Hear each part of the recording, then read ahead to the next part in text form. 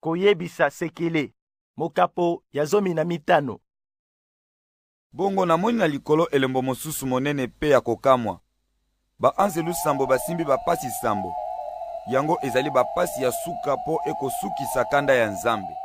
Pe namoni ebale monene esangani na moto ezali komona na lokola talatala.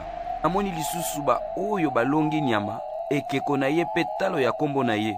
Batelemi penepene na ebale monene oyo ezalaki lokola talatala pe basimbi balindanda oyo Nzambe apesaki bango. Bazali koyemba nzembo ya Moize, mosaleli ya Nzambe na nzembo ya mwana meme. Mokonzi Nzambe yangu ya nyonso, misala na yo ezali ya minene pe ya kokamwa. Mokonzi monene ya bikolo nyonso, banzela na yo ezali ya bosembo pe ya solo, ya solo, ya solo.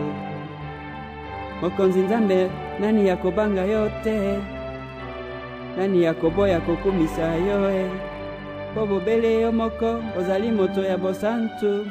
Bato ya bikolo nyonso, bakoya pe bakosambela yo Pamba te, misala na yo, ya bosembo, emonani, polele, polele. Na sima namoni lisusu na likolo, ndako ya Nzambe efungwani. Kuna na kati na yango ezali ndako ya kapo oyo Nzambe afandaka. Baanzelu sambo basimbi bapasi wana sambo, babimi na ndako ya Nzambe, balati bilamba ya pembe penza oyo babenga kaleni. Pe yango ezali kongenga. Bongo balati mikaba ya or na tolo na bango.